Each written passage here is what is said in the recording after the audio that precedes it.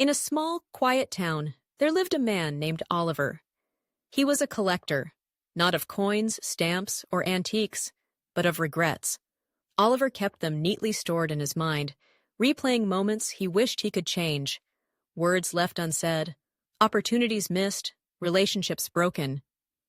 One day, while cleaning out an old chest in the attic, Oliver found a dusty, unopened letter addressed to him. The handwriting was familiar. It belonged to his late mother. His heart raced as he turned the letter over, its seal still intact. He couldn't recall ever seeing it before. For hours, he stared at the letter, too afraid to open it. What if it held more regret? What if it revealed something he wasn't ready to face? Days turned into weeks, and the letter sat on his desk, a constant reminder of the unknown. Every time he tried to focus on work, on errands, on life, his eyes would drift to it. The unopened letter became a weight he carried everywhere. One evening, a close friend came to visit. She noticed the letter and asked, "Why haven't you opened it?" Oliver hesitated. "What if it's something painful? What if it's something I can't fix?"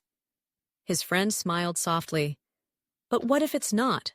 What if it's the one thing that sets you free?" Her words lingered in his mind, and later that night, under the glow of a single lamp, Oliver finally gathered the courage to break the seal. His hands trembled as he unfolded the paper, the faint scent of time and memories filling the air. The letter was simple. It wasn't a confession, an apology, or a list of things left undone. It was a message of love. His mother had written about how proud she was of him, how she believed in his strength, and how she hoped he would never let fear hold him back. Tears blurred Oliver's vision as he realized the letter wasn't a burden. It was a gift.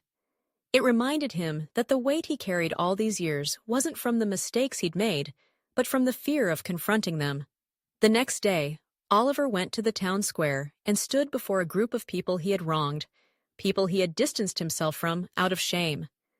He apologized, not knowing if they would forgive him, but knowing it was time to let go of the regrets. To his surprise, many forgave him. And those who didn't? He forgave himself. Sometimes, the heaviest burdens we carry are the things we leave unopened, untouched, and unresolved. But when we finally face them, we often find not pain but freedom. So, ask yourself, what unopened letter are you too afraid to read? And what could it teach you about letting go?